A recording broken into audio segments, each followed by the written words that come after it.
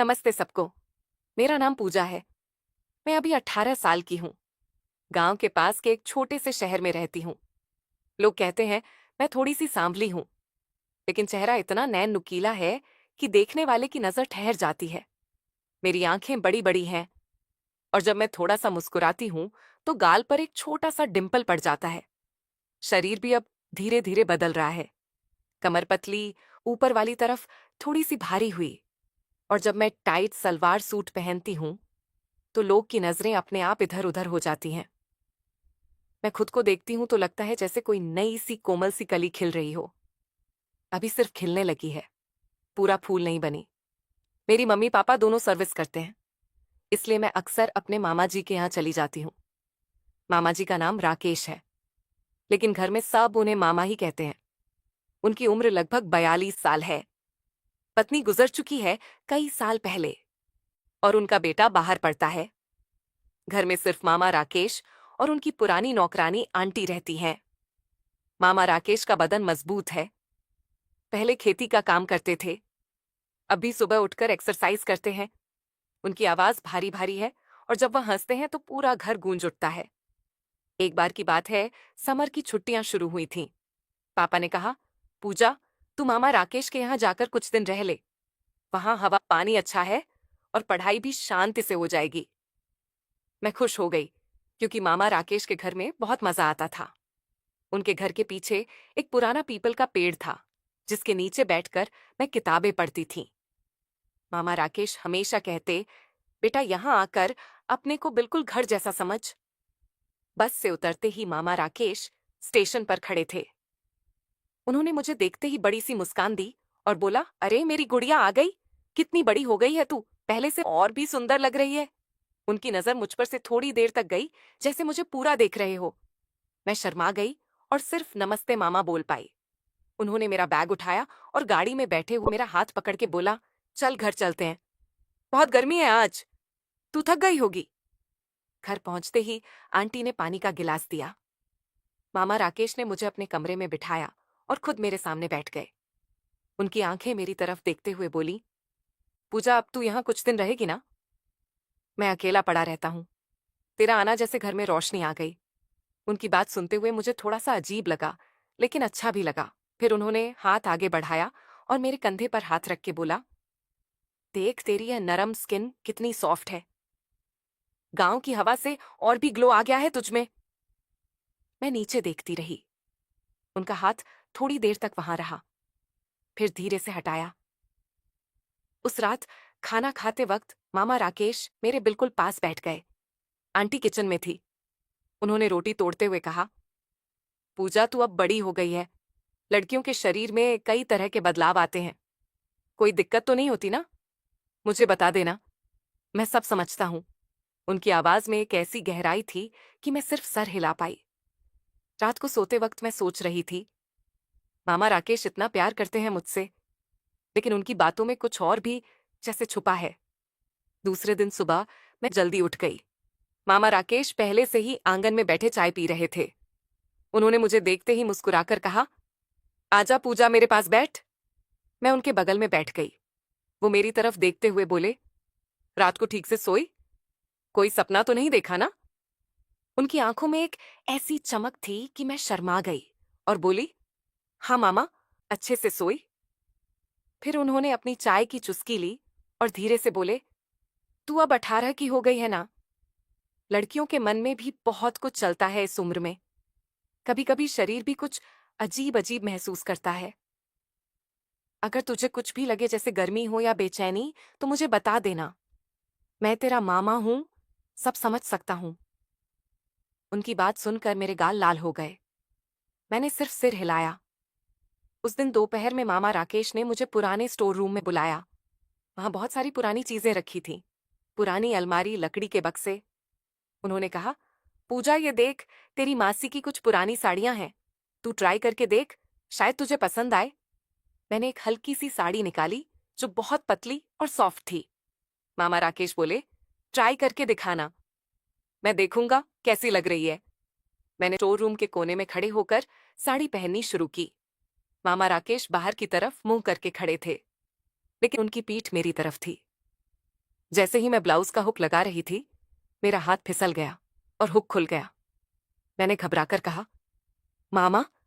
वह तुरंत मुड़े और बोले, क्या हुआ बेटा? उनकी नजर मेरी खुली पीठ पर पड़ी।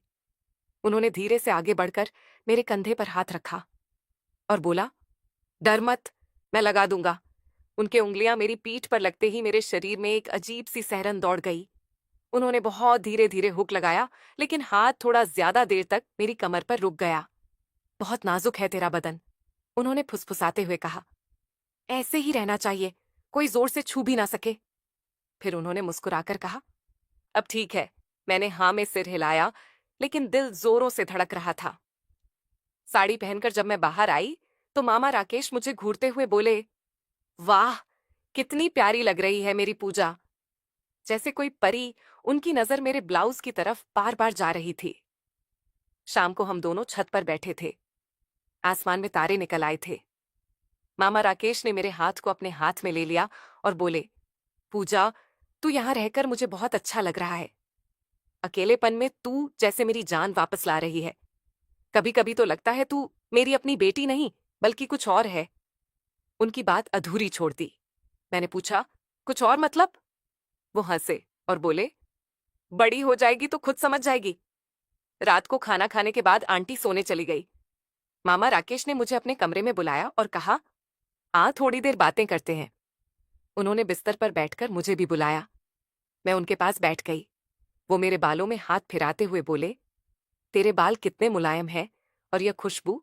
उनकी सांस मेरे गाल के पास आ गई। मैं थोड़ा सा हिल गई। उन्होंने तुरंत हाथ हटा लिया और बोला, डर मत बेटा, मैं तो बस प्यार करता हूं तुझसे। लेकिन उनकी आंखों में वो बात थी जो मुझे रात भर सोने नहीं दे रही थी। तीसरे और चौथे दिन मामा राकेश का व्यवहार और भी ज्यादा ध्यान देने वाला हो गया। सुबह जब मैं नहाकर निकली, तो उन्होंने खुद तौलिया लाकर दिया और बोले, पूजा, बाल सूखने दे, नहीं तो सर्दी लग जाएगी। फिर उन्होंने मेरे गीले बालों को अपने हाथों से धीरे धीरे पोंछना शुरू किया। उनकी उंगलियां मेरे गर्दन पर छू रही थीं। तेरी यह गर्दन कितनी पतली और नाजुक है, उन्होंने धीरे से कहा। कोई जोर से पकड़ ले तो टूट जाएगी। मैं चुपचाप खड़ी रही, लेकिन शरीर में गर्मी सी हो रही थी। उस दिन दोपहर में उन्होंने मुझे पुरानी फोटो एल्बम दिखाने के लिए बुलाया। हम दोनों फर्श पर बैठ गए। एल्बम में उनकी जवानी की फोटो थी, जिसमें वह बहुत तगड़े दिख रहे थे। मामा राकेश बोले, देख, उस वक्त मैं कितना मजबूत था। अब भी हूं, लेकिन अब अकेलापन है। फिर उन्होंने मेरी एक बचपन की फोटो निकाली, जिसमें मैं बहुत छोटी थी, और बोले, देख, अब तू कितनी बड़ी हो गई है। ऊपर नीचे सब कुछ बदल गया है। उनकी नजर मेरे शरीर पर घूम गई। मैं शर्मा गई और एल्बम बंद कर दिया। शाम को उन्होंने मुझे अपने साथ पुरानी खेती वाली जगह पर ले गए, जहां अब सिर्फ घास उग रही थी। वहां कोई और नहीं था। मामा राकेश ने मेरे हाथ को पकड़ रखा था और बोले, यहां कोई देखने वाला नहीं है। पूजा, तू आजकल बहुत टेंशन में लग रही है। अगर कुछ दिक्कत है तो बता। लड़कियों को इस उम्र में बहुत कुछ समझना पड़ता है। मैं तुझे सब सिखा सकता हूं। धीरे धीरे उनकी आवाज में एक अजीब सी मिठास थी। मैंने कहा, मामा, मुझे कुछ नहीं पता। वो हंसे और बोले, पता चल जाएगा। समय आने पर रात को बिजली चली गई नहीं, लेकिन उन्होंने खुद कमरे में मेरा बिस्तर उनके बिस्तर के पास लगा दिया। कहा, आज रात साथ सोते हैं, बातें करेंगे। अंधेरे में वह मेरे पास लेटे थे। उनकी सांस मेरे कान के पास आ रही थी। उन्होंने कहा, पूजा, तेरा शरीर बहुत गर्म है। क्या तुझे भी गर्मी लग रही है? मैंने कहा, थोड़ी सी। फिर उन्होंने अपना हाथ मेरी कलाई पर रखा और धीरे से ऊपर की तरफ सरकाया। यह नब्ज़ें कितनी तेज धड़क रही है, बोले। उनका हाथ मेरी बाह पर रुक गया। मैं सांस रोके हुए थे। डर मत, उन्होंने फुसफुसाया।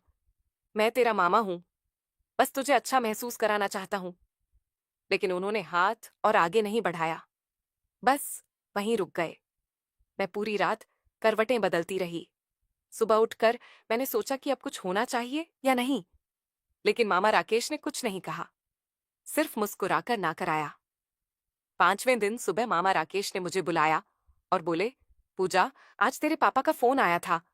वह तुझे वापस बुला रहे हैं। लेकिन इससे पहले मुझे तुझसे एक बात कहनी है। उनका चेहरा गंभीर था। मैं डर गई। वो बोले, बेटा, ये जो दिन तू यहाँ रही, मैंने तेरी बहुत देखभाल की, लेकिन मैं जानता हूं तू सोच रही होगी कि मैं कुछ गलत सोच रहा हूं। मैं चुप रही।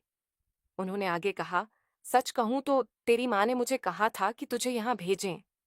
तेरी उम्र हो गई है और तुझे असली जिंदगी की कुछ बातें समझनी चाहिए। लेकिन मैंने कभी भी तुझे गलत नजर से नहीं देखा। जो भी मैंने कहा या छुआ वह सिर्फ प्यार था। मैं अकेला हूं, लेकिन तुझे कभी भी अपनी इच्छा से नहीं छूना चाहता। फिर उन्होंने एक पुरानी डायरी निकाली और बोली, ये तेरी मासी की डायरी है। उन्होंने अपनी जिंदगी में बहुत तकलीफ झेली थी, क्योंकि किसी ने उन्हें गलत तरीके से छुआ था। मैं नहीं चाहता कि तू भी वैसा ही सोचे, इसीलिए मैंने जानबूझकर तुझे पास बुलाया, बातें की, छुआ भी, ताकि तुझे पता चले कि असली प्यार में इज्जत भी होती है। अगर कोई लड़की को सिर्फ शरीर देखता है तो वह प्यार नहीं, लालच है। मैं हैरान रह गई। मामा राकेश की आंखों में आंसू थे। उन्होंने कहा, मैं तुझे सब सिखाना चाहता था, लेकिन बिना कुछ गलत किए। तू अब समझदार हो गई है। घर जाकर अपनी पढ़ाई पर ध्यान दे।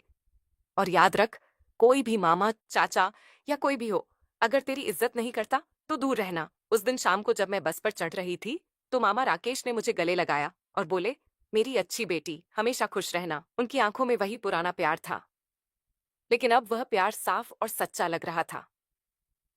घर लौटकर मैंने मम्मी को सारी बातें बताई। मम्मी मुस्कुराई और बोली, मामा राकेश ने तुझे असली सबक सिखाया है। दुनिया में बहुत से लोग होते हैं जो लड़कियों को गलत नजर से देखते हैं, लेकिन कुछ अच्छे लोग भी होते हैं जो सिर्फ सिखाना चाहते हैं।